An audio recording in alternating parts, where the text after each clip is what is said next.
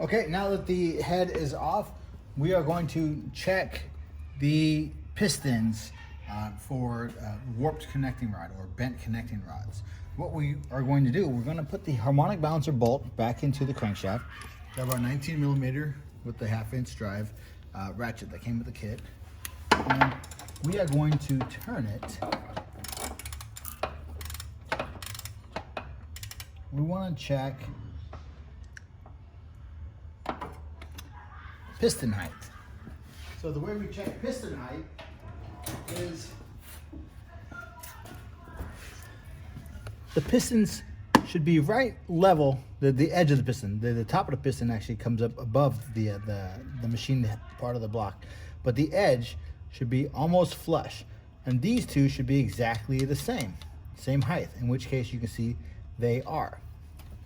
We want to be able to move them back and forth, get a little close up with our fingers. That is normal. That's what you want. Let's check the number 1 and number 4 piston.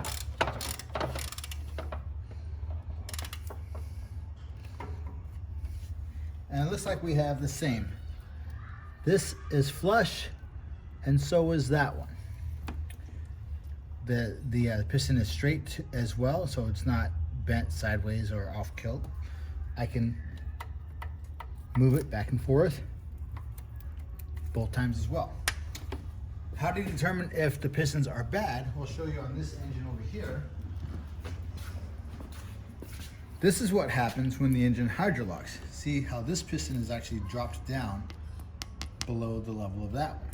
That difference is because this one, they've been running with a blown head gasket for quite a while. So since that one's bent, it's also quite hard to turn. These two are flush.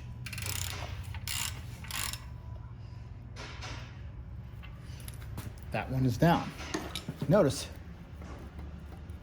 I can remove this one back and forth. This one, I can't. It's wedged. It's actually bent that direction and down. So what's going on is you have a connecting rod here. It's nice and straight. This is what happens to cause the piston to rest lower. This is bent, so it won't reach up as far. Before the new head is installed, you'll have to clean the mating surface of the block. You can just use a rag there with some carb cleaner. That'll eat through the carbon.